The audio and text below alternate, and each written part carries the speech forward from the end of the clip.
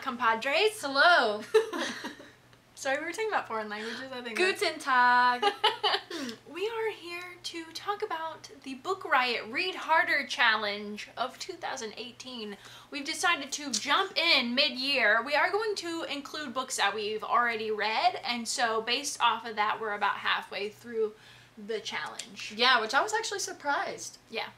Pleasantly surprised. Me too. Yeah. So in this video, we're going to talk about the books that we have read to fulfill those challenges, and the books that we want to read to complete the challenge. Yep. In general. Yeah. Awesome. I'm Jessica. I'm Christina. And you're watching Game of Tomes. Where are my dragons? So the ones that we have that are to be read are tentative and subject to change. Yeah. So don't be mad at us if we choose another way to go. Yeah. We can read what we want within the challenge. The first one is a book published posthumously, which we read, The Silmarillion by J.R.R. Tolkien. I gave it 4 stars. If you gave it 4 stars, I think I probably gave it like 3 or 3.5. Yeah. Okay, a book of true crime. We both listened to and enjoyed I'll Be Gone in the Dark by Michelle McNamara, and I think we both gave it 4 stars. 4 stars, yes. And then number 3 is a classic of genre fiction, which we have not read one yet.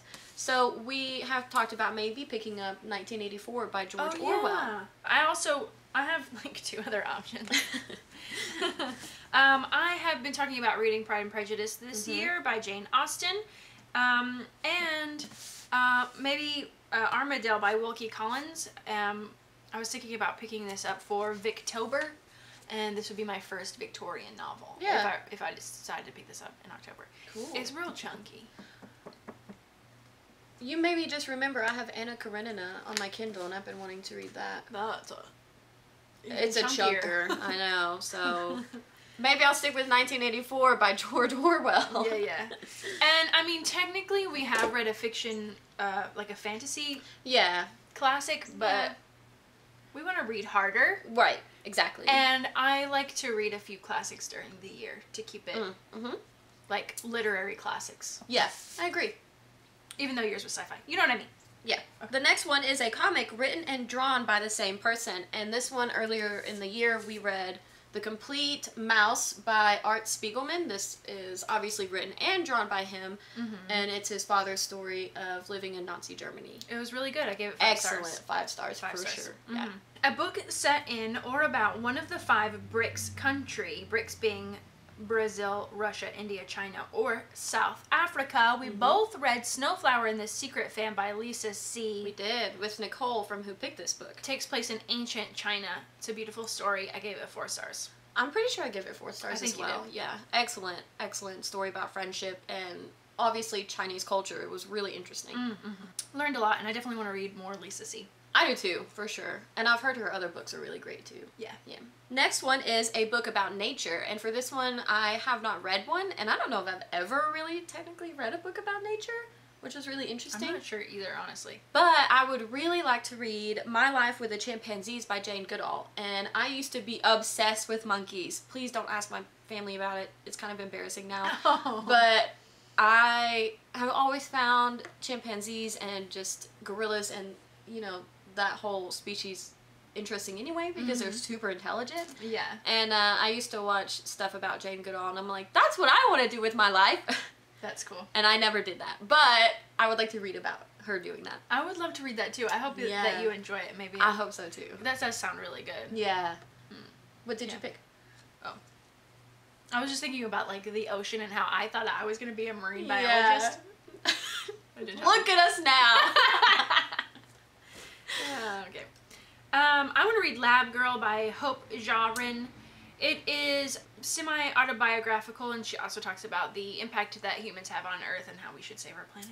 I saw that one. That one sounds really interesting too, so I'm going to keep that one open. She's a geobiologist, I think, or something like that. This next one is To Read a Western, which Jessica already has, and I don't think I've ever read a Western in my entire life because I don't like Western movies. And so the thought of reading a Western book to me, I'm just like, ugh. But I'm going to try True Grit by Charles Portis. Really Jessica recommended it. I did. I recommend it for a first-time Western. Yeah. Yeah. I've never read any Louis L'Amour. Yeah. ever. So I have this bind up of classic Louis L'Amour books, and the first one just happens to be The Tall Stranger, so that's where I'm going to start. I don't know anything about it. I thought you already read a Western for this year. Oh, for this year? No. Oh, Lonesome Dove was last year? Yeah, I think so. Oh, okay, never mind. My bad. Pretty sure. Interesting. Well, read harder, so go for it. Yeah. Yeah. Read harder. Yeah. Okay, the next one is a comic written or drawn by a person of color. We kind of thought about... Okay, go ahead. I have read Everyone's an Alien When You're an Alien Too by Johnny Sun, who is an Asian American person of color. Yeah. I gave it 4 stars. I liked it. I gave it 4 stars, I think, as well. I think so. But I'm going to also kind of keep that open and hope that maybe we might read a different one, because we pick graphic novels every month in our book club. And March Book 1 is co-authored by a person of color, and so is Bitch Planet. And both of those have been suggested previously for book club. So there may be another one thrown in there. I do want to read those, and I also want to read the Kindred graphic novel. Yeah, I want to read the book first, but yeah. Okay, a book of colonial or post-colonial literature. I want to read The Inconvenient Indian by Thomas King. It is a nonfiction book about Native Americans, and I hear that it's very comprehensive, and I want to learn more about Native American culture. I want to read Homegoing by Gayasi. I know I'm saying that. I'm butchering that. I read the description. I kind of don't remember, but it sounded really interesting about Black culture, and I think it spans over time of generations in Africa, where one relative is put into slavery and the other relative marries a white man, and so it kind of shows differences of their life and things like that. That sounds good. It was on the book Riot list and it sounded good, so I went with it. Okay, a romance novel by or about a person of color. I would like to read Like Water for Chocolate by Laura Esquivel. Okay, so the one that I wanted to read is Tailor Made by Yolanda Foster, and a girl works at her father's tailor store, and then a gender fluid person comes in for an outfit, and then I think she starts having emotional feelings for this person, obviously, and it evolves from there. So I thought, like, oh, that'd be cool to read a book of representation, and also by a person of color, but my library does not have that. So I'm not sure what I'm gonna do. So if you guys have any recommendations, that would be great. For a romance by a person of color, or about a person of color. Oh, does it say what about? Yeah. By or about, you're right. Yeah. Okay, thank you. No problem. I didn't notice that. Okay, a children's classic published before 1980. We read A Wrinkle in Time by Madeline L'Engle. I gave it 4 stars. I gave it 5. I really, really liked it. Yeah. And this was published in the 60s? In the 60s? Yeah. Yeah, I think that's right. Another one is a celebrity memoir, and I read Is Everyone Hanging Out Without Me by Mindy Kaling. And I've also read others, but that's just the one I went with. I was on a memoir kick for a little bit, so I definitely got that one. I have read a couple this year too. My favorite one, though, was Where Am I Now by Mara Wilson. I gave it 5 stars. I really enjoyed it. Awesome. Good. Yeah. Made me cry a couple of times. Yeah. I know you've talked about it a lot. I really liked it. Yeah. An Oprah Book Club selection. We both read The Bluest Eye by Toni Morrison. I gave it 5 stars. I think I gave it 4. We actually also have a review and discussion on this. We do. I believe. And I also have picked up more of Toni Morrison's novels just the other week, and they are all Oprah selection. So I might read more. Cool. Well, I like her writing style. They were pals, Oprah and Toni. Were they really? Yeah. Interesting. I didn't know that. Okay, another one is a book of social science. And I have 2 options. One of them is the one you wanted to read as well. Oh, is it? Yeah. Okay. That is Eating Animals by Jonathan Safran Foer. It is part autobiographical, mostly a look at why we eat certain animals and don't others, and just being more, conscious of what we consume and that sort of thing. I think that's great. That sounds really, really good. The other one is that I might read is So You've Been Publicly Shamed by John Ronson. Jessica listened to this on Audible. I really liked it. I gave it 4 stars. Quite a while back now. Last year. So it's in her Audible account, which I use a lot. So that's also an option. I'm not sure which I'm going to do yet, but one of those. Cool. A one-sitting book. And I didn't have an answer for this one, actually. Well, we both kind of read, and I counted Norman Rockwell's Behind the Camera by Ron Shea. Yeah, I didn't read, I read that in 2 days. Oh. Yeah.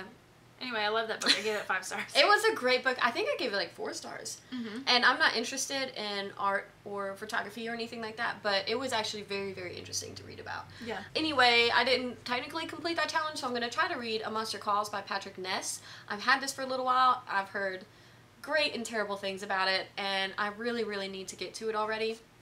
And it is very short. Mm-hmm. And I mean, the writing is relatively large, I would say, for such a small book. So I think I could do this in one sitting. So I'm going to try that. Okay. The first book in a new to you YA or middle grade series. We both would like to read Cinder by Marissa Meyer. It's the first in the Lunar Chronicles.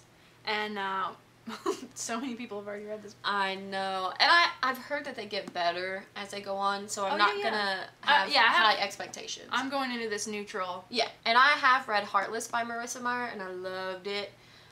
So I'm excited. I really like fairy tale retellings. And I want to say that we said we were going to read it in 2017, and we didn't. Yeah. So we need to do it. Yeah. So this is a good excuse to get to it already. I agree. The next one is a sci-fi novel featuring a female protagonist by a female author. And I have not read one yet. I finished last night Kindred by Octavia Butler. I gave it 5 stars. I really enjoyed it. And that's the one that I plan on reading. A comic that isn't published by Marvel, DC, or Image. We read Through the Woods By Emily Carroll. Thank you. Beautiful, beautiful illustrations. Yeah. The stories didn't quite hit home for us. Yeah, they're 5 short stories that are supposed to be kind of spooky and scary. I liked it. I gave it 3 stars. I think I gave it 4 maybe. Mm-hmm. And this was published by Margaret K. McElderry Books. Yeah. So. Okay, a book of genre fiction in translation. We both read The Alchemist by Paulo Coelho, who is a Brazilian author. Mm-hmm. It was first published in Portuguese. We read that in January. And I gave it 4 stars. I think you did, because I think I only gave it 3 stars. Yeah. Next is a book with a cover you hate. Okay. So... Show me. Oh, I like that cover. I really don't. Okay, show the people. This is The White Queen by Philippa Gregory. Mm-hmm. And I asked one for a historical fiction recommendation, and she recommended this. And so I picked it up at my local used bookstore, but like, out of all the books on my shelves that I own, this is the one that if I laid them all out and I was in a store, this is one where I would look at the cover and just go, no, not interested. Interesting. Number one, I'm not fans of people on covers. Okay. And also, like, from this I can clearly tell that it's going to be a historical fiction. Yeah. And that's not something I kind of gravitate towards, but I want to give it a chance. Because I don't read a lot of historical fiction. Yeah. So I'm going to read harder and ignore this and just pay attention to this. That's funny. I love that color. I don't care for it at all. I understand. Okay. I don't hate it, but I don't like it. Okay. All right, so I have 2 options. One was included in books I want to read in 2018, and that is The Time Traveler's Wife by Audrey Neffenegger. This cover is just okay. It's okay. It's just okay. I'm not like super in love with it, and I just kind of, it's like, I don't know. For time travel, I feel like they could have had something a lot more inventive, creative, and pleasant to look at. That's a great book, though. I do like this color, though. Yeah. And then the other one is The Invisible Man by H.G. Wells. I don't like that cover. This is the worst cover ever. It's hideous. I really don't like that cover either. I don't even like the color. No. Either. It's just that shade. So it's just bad. Red on red on red. It's not good. Okay, next one is a mystery by a person of color or LGBTQ plus author. And I want to read A Study in Scarlet Women by Sherry Thomas. And this one sounded really good to me. It's basically kind of like Sherlock Holmes, gender swapped. Oh yeah, that sounded good. Yeah. When you were telling about it. I might read The Paying Guests by Sarah Waters. It takes place in 1920s a London woman falls in love with an American woman, and then there's like a jealous husband somewhere, and maybe there's murder. I don't have any interest in that. Okay. And then we both thought about reading Tangerine by Kristen Mangan. That one sounded good. That takes place in the 1950s, and these two women were roommates in college, and they split apart, and then now they're gonna meet again. And it's very Hitchcockian. It said it came out this year, I think. Oh, interesting. And also it's been optioned for a movie. So. Oh, really? Well, cool. So we can read any of those. We don't know. Great. An essay anthology. So we were thinking about reading Listen to Your Mother, What She Said Then, What We're Saying Now, edited by Anne Image. A book with a female protagonist over the age of 60. We both read and enjoyed The Seven Husbands of Evelyn Hugo by Taylor Jenkins Reid. I gave it 5 stars. 5 stars. We have a review and discussion on that as well. And oh my gosh, you guys. Just go read it. So good. Anyway, last question. Finally! An assigned book you hated or never finished. I had a difficult time with this one because I don't remember specifically not finishing any assigned books or hating any assigned books. So both. Yeah. Go ahead. We both went online to look at high school reading lists currently, and there is one that I started in high school and didn't finish that was on that list. I actually skimmed through it, and that is, I took over this answer, sorry. No, that's great. Fahrenheit 451 by Ray Bradbury. I read that in high school and I remember really liking it, but I read it on my own. It wasn't assigned. Gotcha. No, yeah, me too. Yeah. But it is on a lot of assigned reading lists. It is, yeah.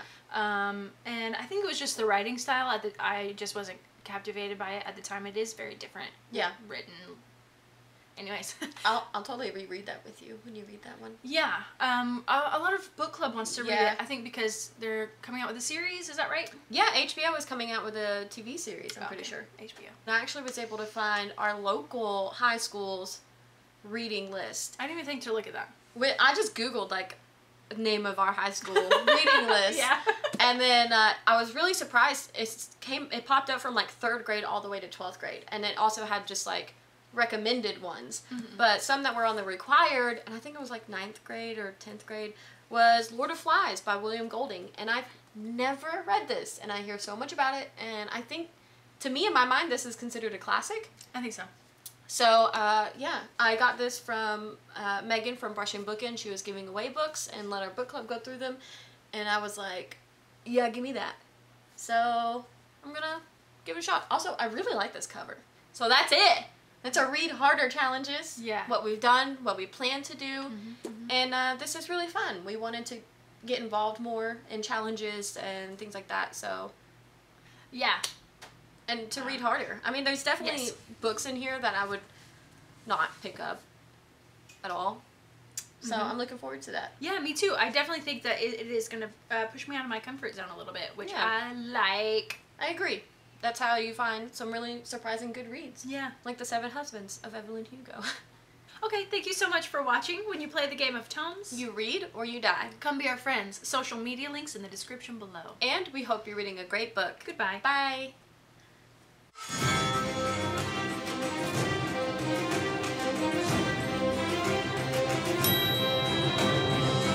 Lost, what felt like it all in a game. Every man I've measured died to hurt me before I could ever feel safe.